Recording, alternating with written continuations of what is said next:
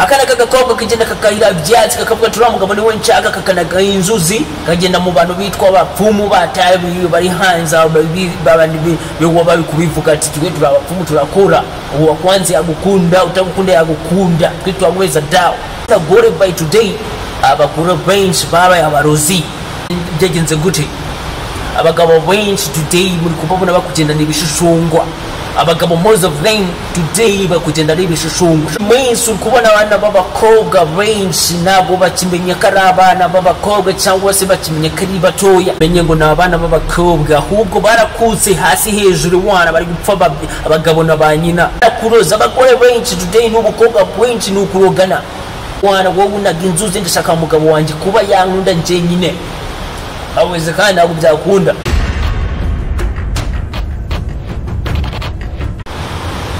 Yes, this is Koma Tv show simply Koma Yombi. My name is Abakobwa. Today nagarutse bari murabizi ko mama afite topics zigiye zitandukanye. Today icyo tugiye kuvuga umani bijyanye n'uburozi.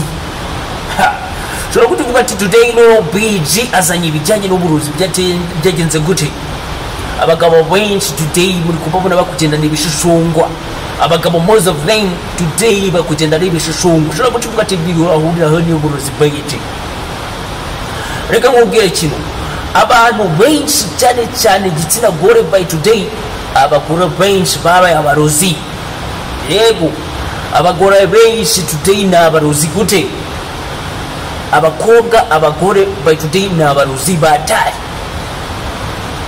Yes, kubera ko muri iyi minsi kubona abana b'abakobwa benshi nabo bakimenya karabana b'abakobwa cyangwa se bakimenya kari batoya barareba akavuga ati umugabo wa runaka afite ibintu yarakoze afite ikofi afite amafaranga ni gute twakwiyegurira mugabo akadukunda ko bibona ari ibintu byatari bitoroshye. Abakobwa bagaca baturukiyo hirya bagatangira gushaka ibintu bijyanye n'ibyatsi bakikoza hirya hino bakikoza mu bindi bihugu ahantu byose bishoboka ko bafatisha wa mugabo bakabayeza ibintu bijyanye na dawa imiti. Yes, agatangira kwambikana ikintu kijyanye no gukuroga wa mugabo ngabe uwo mukobwa akavuga turi mugabo nanjye ndamushaka kabisa uramugora afite nagagomba kugumana wa mugabo. Akana kagakobwa kagenda kakahira ibyatsi kakavuga turi umugabo ni we nshaka kakanaga inzuzi kagenda mu bantu bitwa abapfumu bataye bari hanze babandi biwo bari kubivuga ati twe turi abapfumu turakora uwo kwanze agukunda utagukunda yagukunda twitwa mweza dawa hatari. Sasa ubu baby sibomaze kwahira ibyatsi madamu yabibona akavuga ati mwana baje kunjana mugabo kandi umugabo wanje je nanje nshaka kumugira ndumwe kandi hawezi kandi ntabwo byashoboka nawe agatayikoza ku wundi muntu umunaga manzuzi agatavuga ati wana wowe unaga inzuzi ndashaka umugabo wanje kuba yankunda nje nyine aweze kandi ntabwo byakunda. Umuntu ukabona umugabo araho ngaho we hana bari kabisa biri kugenda gute kumbe mari bakutamitsa ibyatsi barakuroza abagore benshi today n'ubukobwa benshi n'ukurogana. Hey, wabona umugabo akavuga ati mwana umugabo ni mufanya kazi lakini twese tunashaka ko I1 abo umuntu umwe umugura agatinja kukunagira ibintu by'ibyatsi mu bijyo. Mwabagabo benshi mwe muri aho ngaho ugende kubasabira mu wenda akavuga ati kabisa muri abantu basike babayo nk'abantu bindushi baba bimfubyi kwako nta muntu mufite uri kuba support today. Umugore akinagari abakamubwira ati umugabo wawe kujya umugumane wantu agupita dawa ngaweza umuti genda umuroge wana nta wundi muntu azongera gutekeza habe n'uyu nomwe. Umugore akati wana naracika kandi umugabo wanye ndikora kugenda akuncika nagakinyikoza kandi wana umugabo nakuna batagize abayagiye gukora kigenda abayakoze ibintu byose bishoboka kugira ngo agushimishe. Kubera ko abagore benshi today turabize mukunda ibintu cyane n'amakashi nazajya no benshi na kindi keya umugabo yaguhereza itarimo cash. Umugabo adafite cash today nakinavuze nta kintu yakuvuga imbere. Abagore ba today icyo bari gukora bari kubita bavuga ati mwana bakagenda bakahira ibyatsi bakababesha abapfumu benshi today hari abantu benshi baba past cyangwa se abantu bagiye batandukanye abantu bari kwita ko ari abantu bakorera Imana kumbe bafite ibyatsi baheza abantu hirya no hino avuga ati wowe niba wafite ikibazo cy'umugabo wawe yakunaniye nugira ikibazo ngwino uzansure. Yes, sasa ugasanga ibona abana b'abakobwa muri iyi minsi ntabwo bakimenya ngo byagenze gute cyangwa se bamenye ngo nabana b'abakobwa ahubwo barakutse hasi hejuru wana bari gupfa abagabo na banyina. Ugasanga umwana w'umukobwa wana raho ngaho ati ngewe uriya mugabo nge nanjye ndamushaka. Kandi sipri uwo mugabo afite umugore ati wana nanjye umugabo wanjye ntabwo ndashaka akagenda, ntabwo nshaka akagenda agashaka undi mugore cyangwa se akagira utundi dukobwa ajyamo. Ibyatsi bakagupompa ibyatsi wowe w'umugabo. Muri iyo minsi haje abantu bajyanyeyo, abantu benshi bafite amashopu n'abantu tubona biyubashye, abantu utakeka, abantu uvuga ati aba bantu bakorewe Imana utakeka. Bari kwiga hano hanze nibo bantu bari kwamamaza ibintu bijyanye n'uko bafasha abantu batandukanye bagasubirana. Imagine ngo bigenda gute, ntabwo wasubizanya umuntu watandukanye n'undi la uri manas. Ugasanga abo bantu bareze hano hanze bantu biyubasha, ababyeyi tubona biyubasha cyangwa se abantu bafite amafaranga, kumbe ni abapfumu bata bakabyira abo bantu ngo timuzaze twebwe tuzabaheza dawa umuti watari ntabwo umugabo wawe zonjya gutekereza undi muntu mu buzima bwe. Hawezekani. Umugore atewana byamfasha kabisa kuko umugabo wanjye dukobwa turi hano hanze ndi kubona turi kumushaka sana. Agakobwa nako kakaza ati ewana uriya mugabo ngenda mushaka, mugabo nkuriya niwe nshaka, ntabwo nitenga afite umugore cyangwa se nawe afite, ntabwo nitenga afite abana ngenda mushaka.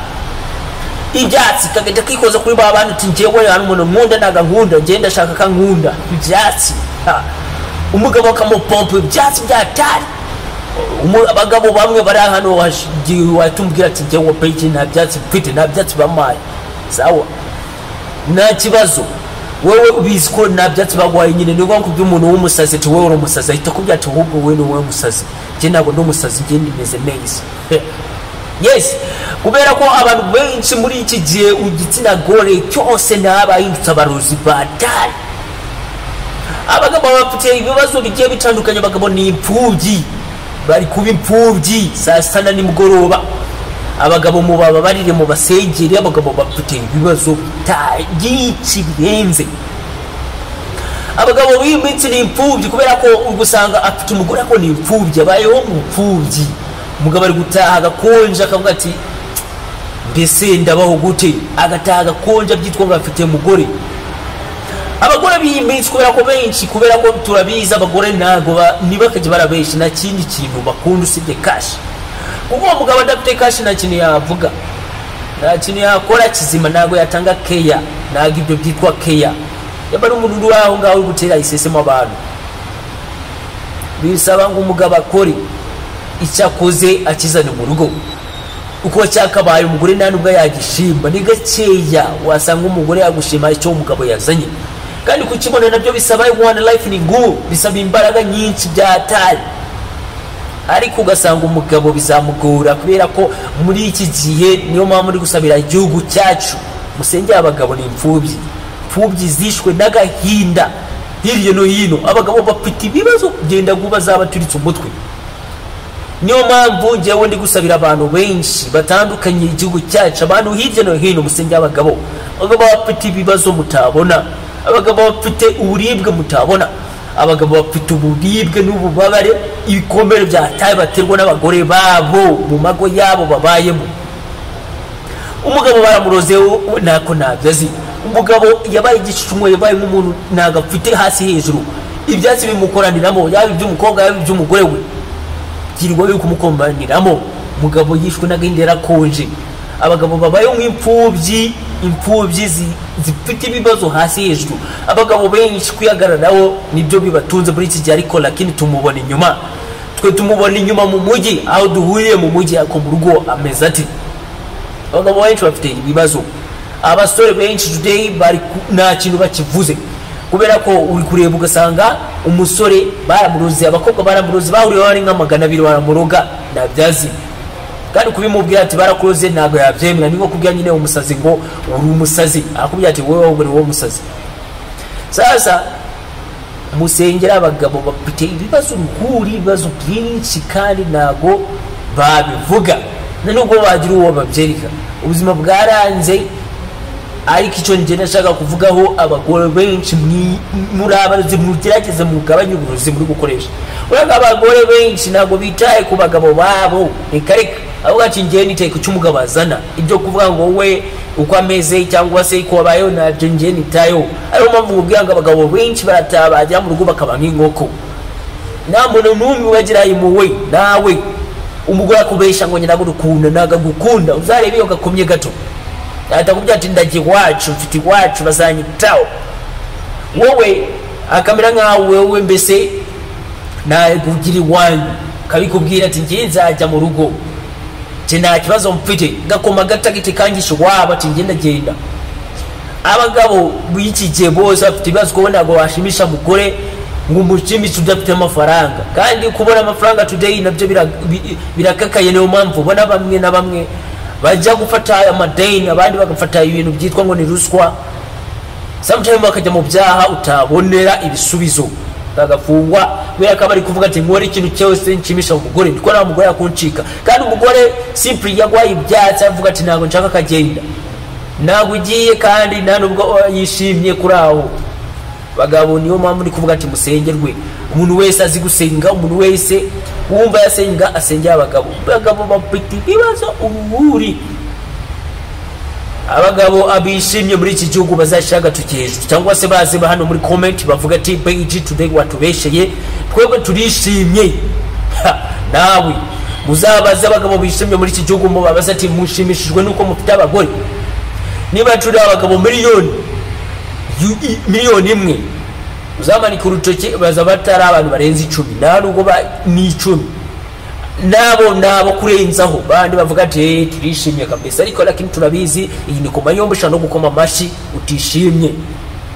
Yes, this is Koma TV show simply Koma Yombi. My name is Abakobwa. Today nabe babwiye ko mukumva mfite ikintu cy'iki grip mani kibaze minsi nacyo kiri kunstressa bya attack kujyama wapi amazuru at night biri guhita byifunga abantu umuntu akabura umwuka byataye ako ibi bintu mani bifite ikibazo bibi abantu benshi mbabona ntago bashaka kubivuga shobora gutevuga ati page nta kibazo dufite ibi ni ibirwara bisanzwe twese turarwaye nibyo ako murebe tibiri guterwa n'iki man sometimes mani je byawe gutezwa n'ibi vaccination twatewe kuko njyewe ikintu njyewe nibuka neza neruka kurwaye ibintu nk'ibi bikanzonga mu 2014 2014 nibwo ndagenda rwara ibona biramfata hazi ibintu bijyanye n'ibiflu azutumira twamazi Rwanda agenda nanuka mereka nka skeleton umwana wajyana ikizombi lakini today byo byaranze umuntu akugwara ibintu bijyanye n'amasanazite amazura kifunga amatwa agahitafunga na kubujira ntago kumva ukujya amatwi kumva bikaba ikibazo kumva ntago cyumva neza kubera ibi bintu kandi mani bimaze igiye kandi byandi yize neza mfite umubiri uri heavy urwanya ibintu by'ibirwara ku buryo izindwa ntago zamfataga ngo zingubite down akala ken zanguse down urumva ukwezi kurashize ndarwaye ibi bintu ntago biri gukira ngo bigende ndi kubirwara ahubwo ntagira ngo birakize ngo mbona byagarutse mu 1 week nkabona nonge narembye ibintu nabyo turaza kubikorera analyze rewe ubona niba ari imyuka tuguhemeka niba abazungu baravuze ati Afrika tujye kwihindanya cyangwa se tujye gushurama ibyuka ubona abantu benshi bapfe mu tumonyo wenda bikaba biri muri izo system nabyo byashoboka sometimes hari ibintu bikorwa tukabirenza ingoye tukavuga ati naribi alakini bifite inzitizi n'inkurikize nini abantu bakazatanya gupfa nk'ibibonyo. This is Koma TV show simply Koma Yombi. My name is Abakobwa. Turacyari kumwe today kubera ko namaze igihe nabahereza ibintu by'ibijyanye na staff cyangwa se nagira ibintu mvugaho nuko today ndavuze ati kamvuge kubijyanye n'uburozi buri hanze abagore bari gukoresha amarozi abakobwa gakoroga abagabo umugabo ari kugenda barampompe ibintu by'ibyatsi uburozi bwinshi nicyo kintu nabonye ndavuga ati kanyivuge kubera ko kimaze gufata another level kandi ni ibintu bitari kugaragara biri obstruct bitari kugaragara ko biri kuba kandi amaduka menshi amashopu menshi abantu batandukanye bakuvuga ati twebwe dufite umuti uwa kwanza yagukunda uwo mwatandukanye mwasubirana wabyara ayo mashopu man afite ibibazo n'abantu benshi gasanga umuntu akora ahantu heza ewana mu duka hagati mu mujyi ariko niwe muntu ngo asubizanya abantu babanye niwe umuntu atuma umuntu agukunda la ibintu n'uburozi buri kuroga abantu abagabo barapfuye bose wanga ibi bintu mbivuze byafata long time ako reka mbe mvuze aka kantu ndaje nditoze neza ngiye ubundi makubita na factor afatika. This is watching visual simple Koma Yombi. My name is Abakobwa. Today twari turi kumwe ariko turacyari kumwe ibintu by'ibigripe byamfasha ariko lakini tutazidi kabisa mu gihe umunsi mwiza sana.